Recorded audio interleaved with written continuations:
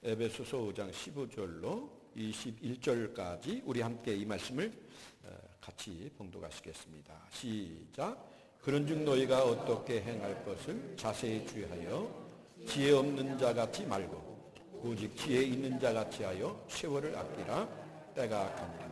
그러므로 어리석은 자가 되지 말고 오직 주의 뜻이 무엇인가 이해하라. 술 취하지 말라. 이는 방탕한 것이니 오직 성령의 충만을 받으라. 시와 찬미와 신령한 노래들로 서로 화답하며 너희의 마음으로 주께 노래하며 찬송하며 범사에 우리 주 예수 그리스도의 이름으로 항상 아버지 하나님께 감사하며 그리스도를 경외함으로 피차 복종하라.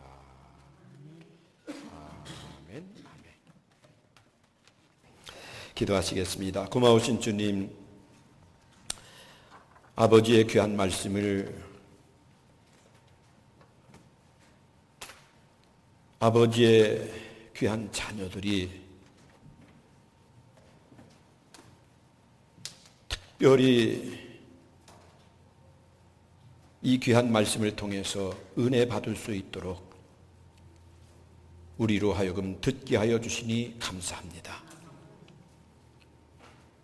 우리의 온 마음과 온 몸을 아버지께로 드립니다. 그리고 아버지께서 기뻐하시는 뜻을 이룰 수 있는 믿음의 사람이 되기를 소원합니다. 말씀 앞에 오늘도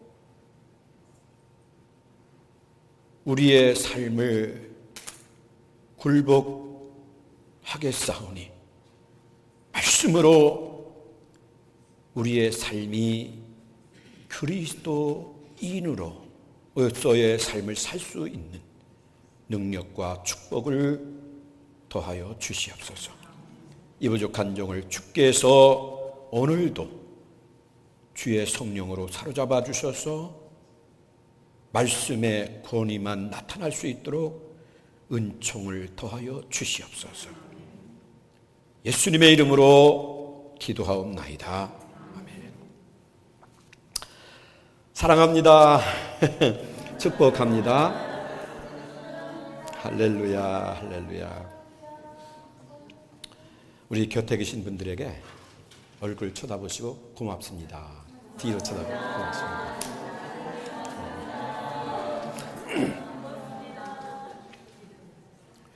지난 한 주간은 우리가 좀 바쁜 한 주간으로 보냈습니다. 우리가 이석 집사님의 그 장례 예배도 있었고, 저 개인적으로는 지난 주간이 미남 집례의 총회 주간이었습니다. 그래서 제가 꼭 참석해야 할 어떠한 그 일이 있었는데,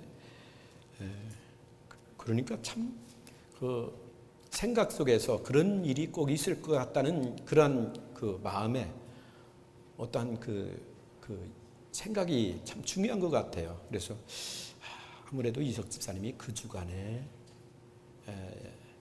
하나님의 부르심을 받지 아니할까 그런 생각을 하고서 사실은 이런 일이 있어서 내가 못 갈 것 같습니다. 그런데 그렇게 우리 이석 집사님이 지난 주간에 또 하나님의 부르심을 받고 우리 교회 성도들과 함께 참 장례 예배를 치르고 또 장지에 가서 또 하관식도 잘 맞추고 그러면서 많은 손님을 우리가 치렀습니다. 한국에서 총회장이 왔는데 아마 그 총회에서 뵐 수 있을 것이다 그렇게 생각을 했었나 봐요. 그래서 제가 가지 못하니까 전화를 했어요. 그러면서 워싱턴에 도착을 할 건데 한번 볼 수 있느냐. 그래서 제가 올라가서 만나고 내려오니까 한 2시 정도 비가 얼마나 쏟아지는지. 그래서 아마도 지금 캐나다에 가 있는데 비행기 표만 조금 연기만 되면은 한번 이쪽에 다녀가겠다고 그렇게 약속이 되어 있습니다. 그래서 지난 한 주간은 제가 여러 가지 모양으로 저 자신에게도 바쁜 그런 한 주간이었었는데, 그렇지만 그러한 모든 바쁜 가운데에서도 우리의 그 삶이 하나님께서 원하시는 그 삶을 시간 속에서 살 수 있었다고 하는 사실에 대해서 감사를 드립니다.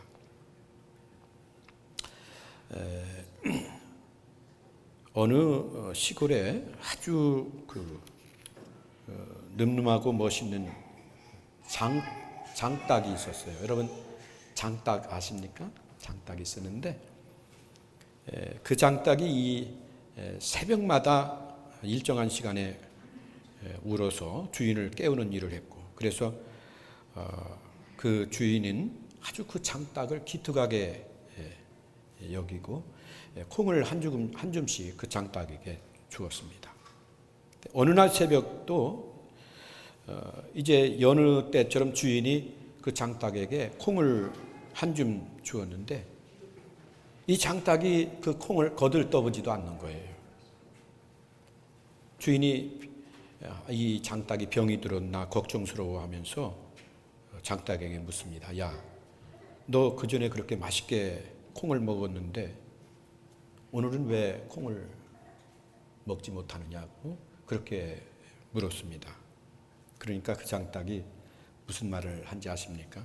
주인님, 늘 이따위 것만 주니까 그렇지요. 매일 새벽마다 내가 일어나서 하늘을 환하게 밝히는 것이 누군지 아십니까? 내가 울지 아니하면 어떻게 해가 뜨고 내가 울지 아니하면 어떻게 주인님이 농사를 지을 수 있겠습니까? 그런데 겨우 나를 그저 콩 한 줌씩 주는 걸로 대접을 한단 말입니까? 그러면서 불평을 하는 거예요. 그 장닭이. 장닭의 이런 그 항의와 불평을 듣고 있던 그 주인이 아무 소리 하지 아니하고 돌아섰습니다. 그리고 밤이 되었을 때 주인은 그 장닭의 그 뾰족한 주둥이를 노끈으로 꽁꽁 묶어놨습니다.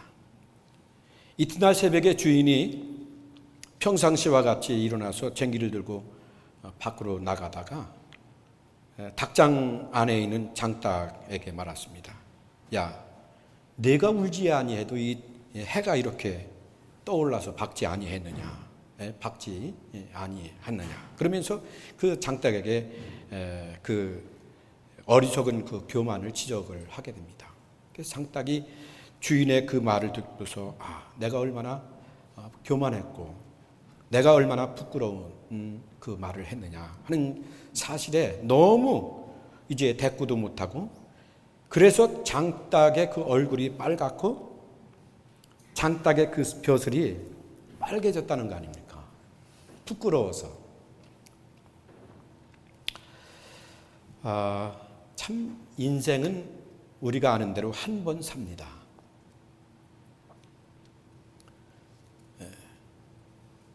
그래서 우리 모두는 지금 우리가 살고 있는 이 시간이 얼마나 소중한지를 너무나도 잘 알고 있습니다. 특별히 우리는 그리스도 예수 안에서 하나님의 은혜를 입고 사는 하나님의 자녀들입니다.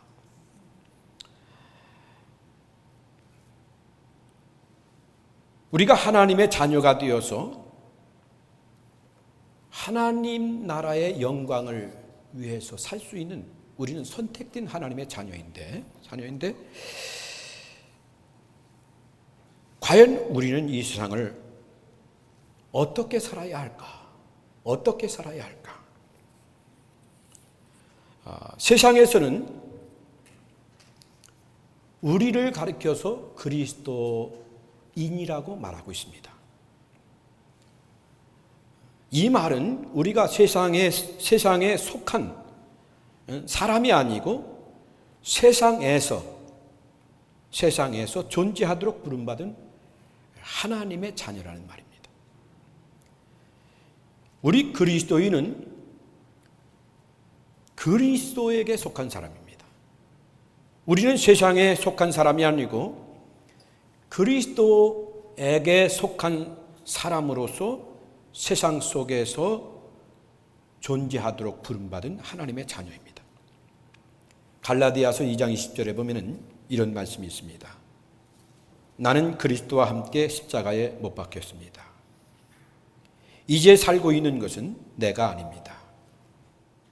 그리스도께서 내 안에 살고 계십니다. 내가 지금 육신 안에 살고 있는 삶은 나를 사랑하셔서 나를 위하여 자기 몸을 내어주신 하나님의 아들 예수님을 믿는 믿음 안에서 사는 것입니다.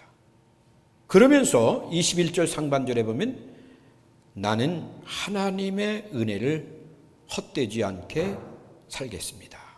나는 하나님의 은혜를 헛되게 하지 않습니다. 그리스도인의 생활이 무엇입니까?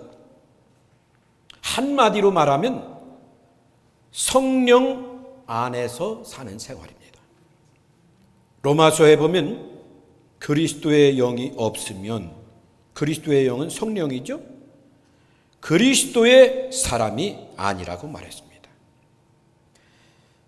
자, 그러면 우리들은 어떠한 삶을 살아야 할까요? 하는 이제 질문을 우리 스스로 하게 됩니다. 하나님의 자녀인 우리들은 이 세상 속에서 어떠한 삶을 살아야 할까? 오늘 본문 15절을 보시면은 그런즉 너희가 어떻게 행할 것을 자세히 주의하여라 하는 말이 있습니다. 이 말은 그리스도인인 우리를 가리켜서 너희는 어떻게 인생길을 걸어가야 하는지를 주의 깊게 살피라고 하는 그러한 뜻입니다. 그러면서 지혜 없는 자 같이 말고 오직 지혜 있는 자 같이 하여 세월을 아끼라. 세월을 아끼라. 지금 바울은 제일 먼저 우리에게 지혜롭게 행하라고 권면을 하고 있습니다. 지혜롭게 행하라고. 그러면 지혜란 무엇입니까? 열왕기에 보면은 솔로몬이 어린 나이에 이스라엘의 왕이 됩니다. 이스라엘의 왕이 된 이 솔로몬이 기브온에서 1000번제를 드립니다. 번제라는 것은 짐승을 이제 잡아서 각을 떠서 속에 있는 내장을 다 빼내고 그리고 장작더미 위에다가 짐승을 다 태워서 하나님 앞에 드리는 그러한 제사입니다. 만약에 그것이 소라고 한다면 1000마리의 제사를 드리는 거예요. 하루에 한 마리씩 드린다고 한다면 3년을 드리는 겁니다. 하루에 3마리씩 드린다고 해도 1년을 드리는 그 제사입니다. 1000번제가 다 맞춰졌을 때에 밤에 여호와께서 꿈에 솔로몬에게 나타나셔서 말씀을 하십니다. 너는 무엇을 구하느냐? 이때 솔로몬은 저는 이렇게 어린 나이에 이스라엘의 왕이 되었습니다. 너무 어리고 너무 부족한 것이 많아서 하나님이 택한 이 백성을 잘 다스릴 수 있는 지혜가 없습니다. 하나님 나에게 지혜를 주세요 하면서 지혜를 구합니다. 야고보서 1장 5절에 보면 너희 중에 누구든지 지혜가 부족하거든 모든 사람에게 후히 주시고 꾸짖지 아니하시는 하나님께 구하라 그리하면 주시리라고 하는 말씀이 있습니다. 하나님은 솔로몬이 지혜를 구하는 것이 너무 마음에 흡족하셨습니다. 그래서 성경에 보니까 너는 너를 위해서 재물도 또 장수도 원하지 아니하고 지혜를 구했으니 내 마음에 너무 아파도다. 이제 나는 너에게 네가 원하는 지혜도 줄 뿐만 아니라 네가 구하지 아니한 재물도 장수도 주겠다고 말씀을 하십니다. 솔로몬이 쓴 잠언의 가장 중요한 주제가 지혜롭게 산다는 겁니다. 지혜라는 말입니다. 그러면 지혜라는 말이 무슨 말입니까? 하나님의 뜻대로 산다는 말과 같은 것입니다. 지혜라는 말은 하나님의 뜻대로 산다는 말과 같습니다. 자, 그러면 오늘 성경 본문을 통해서 지혜롭게 살기 위해서 오늘 성경은 무엇을 말하고 있습니까? 첫째로 16절을 보시면은 세월을 아끼라 때가 악하니라 그랬어요. 지혜롭게 살기 위해서 제일 중요한 것은 세월을 아끼는 것이라고 말하고 있습니다. 우리에게 주어진 삶을 통해서 하나님이 원하시는 모든 계획을 이루고 하나님께 영광을 돌리는 삶을 살기 위해서는 세월을 아껴야 한다고 말하고 있습니다. 이 세월을 아끼라는 말의 본래의 뜻은 시간을 사라는 말입니다. 영어 성경에 보니까 redeem the time이라고 말을 했습니다. 아주 흥미있는 번역이라고 생각을 하는데, 여러분이 아시는 대로 이 redeem이라는 말은 구원을 받는다 혹은 구속함을 받는다 하는 그러한 말입니다. 그러니까 이 영어 성경대로 직역을 한다면 시간을 구속하라, 시간을 구원하라는 그러한 뜻입니다. 우리에게 주어진 시간을 한번 생각을 해보시기 바랍니다.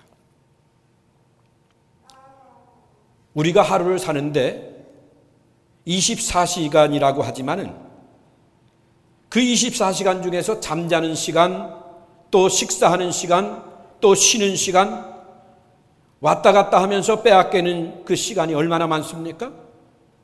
그래서 우리는 보통 8시간을 일하게 되는데, 매일 쉬지 않고 일한다고 해도 1년에 2920시간 밖에는 일을 하지 않습니다. 10년이면 29,200시간 밖에는 되지 않습니다. 그런데 더 중요한 것은 우리에게 주어진 그 시간은 한 번 지나가면 그 시간을 우리는 다시 맞이할 수 없다는 거죠. 시편 90편에 보면 모세가 그런 그 기도를 하나님 앞에 드린 말씀이 있습니다. 주님은 대대로 물 위에 거쳐 있었습니다. 산들이 생기기 전에, 땅과 세계가 생기기 전에 영원부터 영원까지 주님은 하나님이십니다. 주님께서는 사람을 티끌로 돌아가게 하시고 죽을 인생들아 돌아가거라 하고 말씀하십니다. 주님 앞에서는 천년도 지나간 어제와 같고 밤의 한순간과도 같습니다. 주님께서 생명을 거두어 가시면 인생은 한순간의 꿈일 뿐 아침에 돋아난 한 포기 풀과 같이 사라져 갑니다. 푸른 아침에는 돋아나서 꽃을 피우다가도 저녁에는 시들어서 말라버립니다. 주님께서 노하시면 우리는 사라지고 주님께서 노하시면 우리는 솟아라치게 놀랍니다. 주님께서 우리의 죄를 주님 앞에 들추어 내놓으시니 우리 숨은 죄가 주님 앞에 환히 드러납니다. 주님께서 노하시면 우리의 일생은 사그라지고 우리의 한평생은 한숨처럼 쓰러져 가고 맙니다. 그러면서 우리의 연수가 70이요 강건하면 80이라도 그 연수의 자랑은 수고와 슬픔뿐이요 빠르게 지나가니 마치 날아가는 것 같습니다. 주의 분노의 위력을 누가 알 수 있겠으며 주님의 진노의 위세를 누가 알 수 있겠습니까? 우리에게 우리의 날을 세는 법을 가르쳐 주셔서 지혜의 마음을 얻게 하여 주시옵소서. 사실 우리가 인생에서 소유하고 있는 그 시간이라는 것이 생각해 보면 너무나도 짧은 것이죠.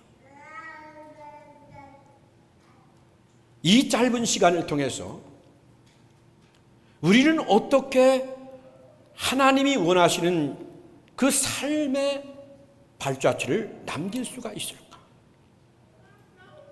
어떻게 하면 우리는 하나님께 영광을 돌리는 믿음의 사람이 될 수 있을까? 오늘 주신 말씀 17절을 보시면은 그 말씀에 대한 이제 해답을 우리에게 주시고 있는데, 어리석은 자가 되지 말고, 그러므로 어리석은 자가 되지 말고 오직 주의 뜻이 무엇인가 이해하라. 어리석은 자라는 말은 미련한 자라는 말이죠. 이해하라는 말은 깨달으라는 말입니다. 에베소서 5장 10절에 보면은 주께 기쁘시게 할 것이 무엇인가 시험하여 보라고 말씀하셨는데, 이 말씀은 우리가 믿음으로 말씀대로 순종하였을 때에 하나님께서 그 약속의 말씀이 나에게 어떻게 성취되는지에 대해서 매일의 삶 속에서 증명하라는 그러한 말입니다. 자, 그러면 어떻게 우리는 주님의 뜻을 깨달을 수가 있습니까? 우리는 아침에 잠을 자고 눈을 뜨게 되면 모두 다 경건의 시간을 갖고 있습니다. 우리가 하루의 삶을 계획하면서 오늘 내가 해야 할 일, 참으로 하나님 아버지 앞에서 가장 중요한 일이 무엇인가를 우리는 모두 생각을 합니다. 우리가 이 세상을 살아가는데 정말로 여러분들에게 무엇이 제일 중요합니까? 누구와의 관계가 제일 중요합니까? 우리에게 하나님과의 관계보다 더 소중한 것이 있을까요? 그러면 하나님과의 관계를 돈독하기 위해서 내가 주님을 더 깊이 알고 주님을 더 깊이 사랑하고 주님을 더 깊이 신뢰하기 위해서 나에게 필요한 것이 무엇입니까? 말씀을 읽고 기도하고 주님과 교제하는 그러한 시간이 아니겠습니까? 그러면 하루의 생활에서 무엇이 제일 먼저 나에게 와야 되겠습니까? 그것은 바로 경건의 시간입니다.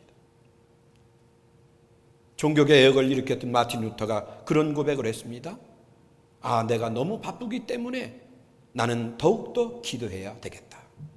이 말은 너무 바쁜 시간을 내가 살기 위해서는 더욱더욱 하나님의 뜻대로 그 바쁜 시간을 사용하기 위해서 하나님과의 관계를 바로 갖는 것이 얼마나 중요하다는 사실을 루터가 말하고 있는 것입니다.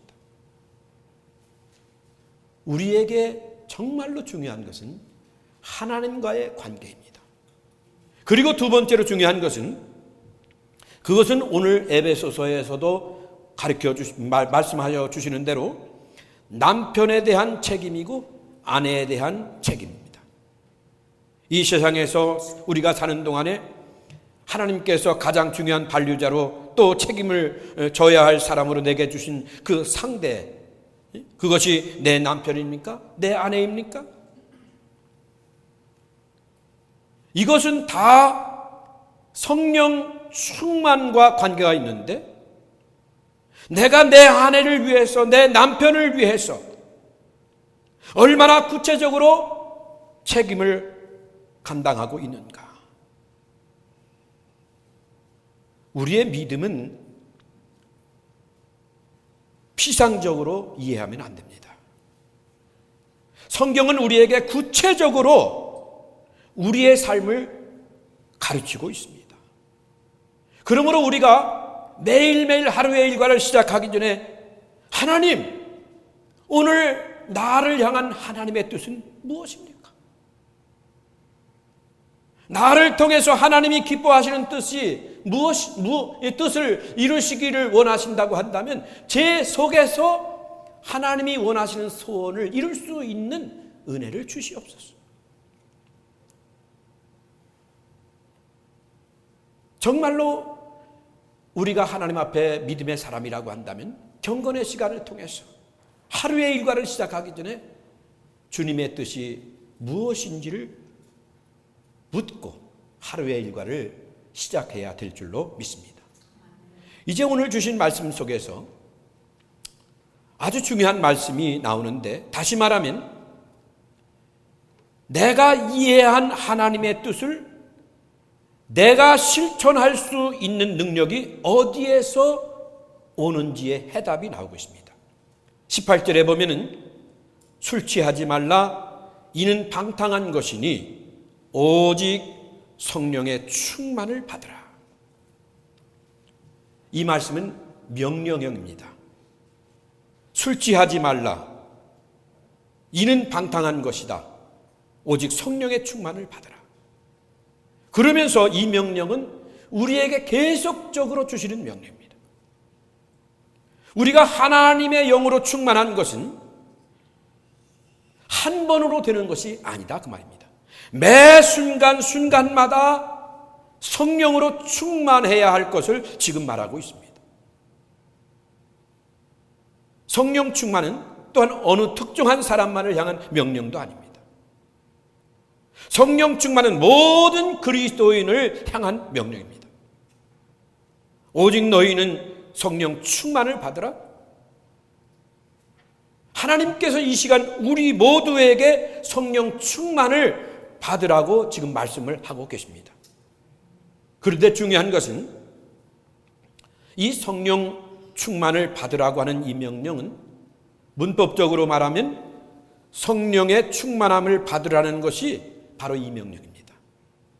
이것은 내가 성령의 충만을 받기 원하는 것보다 성령이 나를 충만하게 하시기를 더 원하고 계신다고 하는 그러한 사실입니다. 주님은 나를 지배하시고 나를 다스리시기를 원하십니다. 성령님은 이 시간도 나와 함께 하셔서 나의 삶을 통해서 하나님이 원하시는 믿음의 삶을 살게 하시기를 원하십니다. 그러므로 우리는 나를 다스리시고자 하시는, 그리고 나를 충만케 하시고자 하시는 이 성령님의 역사 앞에 거절하는 그러한 오류를 범해서는 안 된다는 것입니다. 데살로니가전서 5장 19절에 보면은 이런 말씀이 있습니다. 성령을 소멸치 말라. 에베소서 4장 30절에도 보면은 하나님의 성령을 근심케 하지 말라는 말씀이 있습니다. 무슨 말입니까? 성령은 우리를 다스리시기를 원하시는데 우리 마음속에 죄가 있으면, 죄가 들어오면 성령이 근심한다는 것입니다. 성령은 우리 마음을 다스리시기를 원하시는데 우리 마음속에 죄가 들어오게 되면은 성령이 우리의 삶 속에서 역사하는 그 모든 일에 대해서 제한을 한다는 겁니다. 그러므로 성령이 내 안에서 나를 다스리셔서 나로 하여금 주의 뜻이 무엇인지 분별하게 하시고 이 세상 속에서 하나님이 원하시는 믿음의 선한 싸움을 잘 싸울 수 있는 그러한 축복된 사람이 되기를 여러분들이 소원한다고 한다면 내 마음속에 죄의 문제를 해결해야 할 것을 말하고 있습니다. 그러면 그 죄의 문제를 어떻게 해결합니까? 요한일서에 보면은 무슨 말씀이 있습니까? 요한일서 이제 1장 9절에 보면은 우리가 우리 죄를 자백하면 하나님은 신실하시고 의로우신 분이셔서 우리 죄를 용서하시고 모든 불의에서 우리를 깨끗하게 해주실 것입니다. 우리가 어떻게 우리 마음속에 있는 죄의 문제를 해결할 수 있습니까? 그것은 하나님 아버지 앞에 정직하게 나와서 하나님, 내가 이러한 죄를 지었습니다. 그러면서 하나님 앞에 정직하게 자백하면, 내 입으로 자백하면 하나님은 마음으로 내가 잘못했다 이렇게 느끼는 것을 원하시는 것이 아니라 내 입을 통해서 하나님 내가 잘못했습니다 이 자백을 받기를 원하신다는 거예요. 그러면 하나님께서는 여기 보니까 신실하시고 의로우신 분이셔서 우리의 죄를 용서하셔 주신다. 우리의 모든 죄를 용서하여 주신다. 그리고 우리를 모든 불의에서 깨끗하게 하신다. 이 말씀은 우리로 하여금 그 다음에는 어떠한 죄라도 이길 수 있는 능력을 주시겠다는 말씀입니다. 그러면서 우리로 하여금 성령 안에서 성령의 지배를 받으면서 충만한 삶을 살 수 있는 은총을 주시겠다는 약속의 말씀입니다. 10절에 보니까 우리가 죄를 지은 일이 없다고 말하면 보통 사람들이 그러잖아요. 내가 무슨 죄를 지었느냐. 그렇게 말을 하는 사람이 있다고 한다면 우리는 하나님을 거짓말쟁이로 만든다는 겁니다. 하나님을 거짓말쟁이로 만든다는 거예요. 그러면서 하나님의 말씀이 그 속에 있지 않다는 겁니다. 사랑하는 성도 여러분, 정말로 성령님이 내 안에서 충만하게 역사하셔서 나를 다스리셔서 우리가 사는 이 짧은 시간 속에서 주님의 뜻이 무엇인지를 깨닫고 주님의 뜻대로 살기를 소원하는 그러한 믿음의 사람이 되기 위해서 항상 우리 마음속에 있는 모든 죄악을 주님 앞에 내어놓고 회개하고 주의 은혜로 충만함을 입으실 수 있기를 주님의 이름으로 축복합니다. 이제 마지막으로 우리가 성령으로 충만하게 되면은, 다시 말해서 성령이 내 마음속에서 역사하시게 되면은 19절에 보면은 무슨 말씀이 있습니까? 오직 찬미와 신령한 노래들로 서로 화답하며 너희의 마음으로 주께 노래하며 찬송한다 그랬어요. 시와 찬미와 신령한 노래로 서로 화답한다고 그랬어요.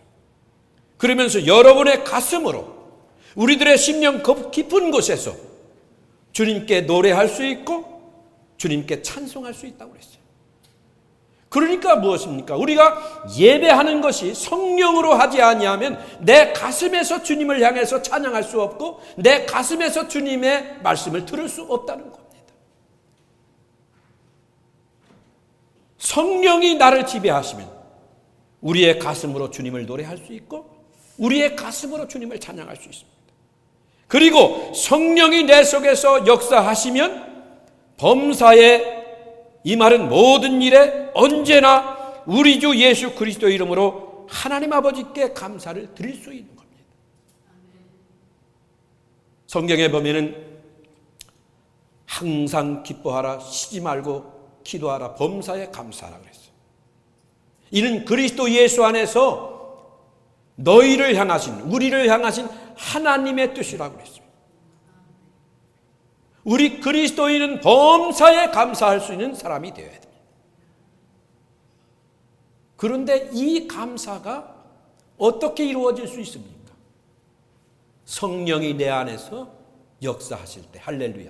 성령이 내 안에서 충만하게 나를 다스리실 때에 우리는 범사에 감사할 수 있는 믿음의 사람이 될 수 있음을 성경은 우리에게 가르쳐 주시고 있습니다. 빌립보서에도 보면은 사도 바울이 그런 말을 했습니다. 나는 자족하는 비결을 배웠다.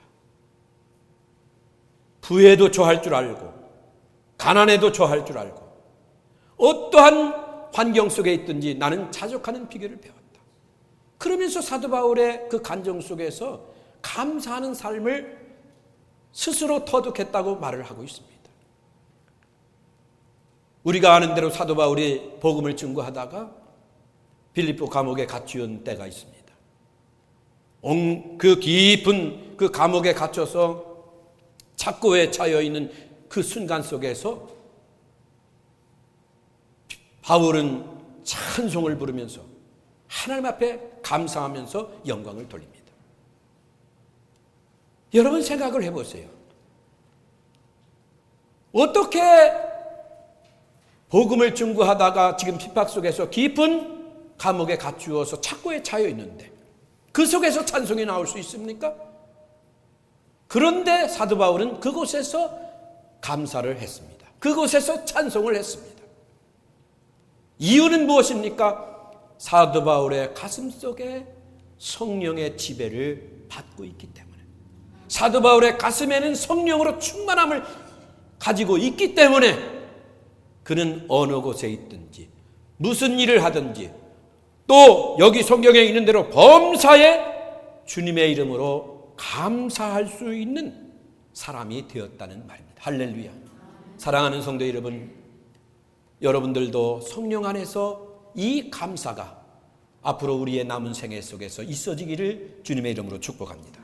세 번째로 여기 성경에 보니까 21절에 그리스도를 경외함으로 피차 복종하라 그랬습니다. 성령 안에서 성령이 나를 지배하는, 성령이 충만한 그리스도인의 삶은 하나님을 두려워하는 마음으로 서로 순종할 수 있는 사람이 될 수 있다는 거예요. 우리 그리스도인의 삶 속에서 가장 중요한 것은 관계입니다. 하나님과의 관계 속에서 이웃과의 관계입니다. 어느 사람이 가장 믿음이 좋은 사람입니까? 보통 많은 사람들이 하나님의 말씀을 많이 알면은 저 사람은 믿음이 좋은 사람인가 보다. 기도를 많이 하면 저 사람은 정말로 믿음으로 사는 사람이고 영적으로 뛰어난 사람이고 참으로 귀한 신앙인가 보다. 물론 그 두 이제 성경 보고 기도하는 또 전도하는 그러한 모습이 믿음이 좋다 나쁘다 그거에 대해서 평가를 받지 않을 수는 없겠죠. 믿음이 좋으니까. 그런데 전도를 많이 하고 또 성경도 많이 읽고 기도도 많이 하는데 이웃과의 관계에서 바로 서지 못한다고 한다면 고린도서에 보니까 그러한 사람을 가리켜서 어린아이와 같은 신앙인이라고 말하고 있습니다. 정말로 우리가 하나님으로부터 온전한 믿음을 가지고 성령 안에서 충만한 그러한 그리스도인의 삶을 산다고 한다면, 그래서 하나님과의 관계가 바로 맺어졌다고 한다면 우리는 내 이웃과의 관계에서 그 사실을 증명할 수 있어야 됩니다. 너희가 나를 하나님으로 알고 있느냐? 너희가 나를 믿고 있느냐? 그랬지 않습니까? 보이지 않는 나를 믿는 그 너희 속에서 보이는 너희 형제를 통해서 나에 대한 사랑을 알 수 있다고 말하고 있습니다. 사랑하는 성도 여러분, 우리는 정말로 성령 안에서 충만한 그리스도인이 되셔서 하나님을 두려워하는 마음으로 이웃과의 관계 속에서 또 형제와의 관계 속에서 서로 섬길 수 있는, 서로 순종할 수 있는, 서로 사랑할 수 있는 그러한 믿음의 사람이 될 수 있기를 주님의 이름으로 축복합니다. 그래서 우리 모두 성령 충만하여서 하나님의 자녀로서의 삶을 사셔서 이 땅 위에서 하나님께서 기뻐하시는 뜻을 이룰 수 있기를 주님의 이름으로 축복합니다.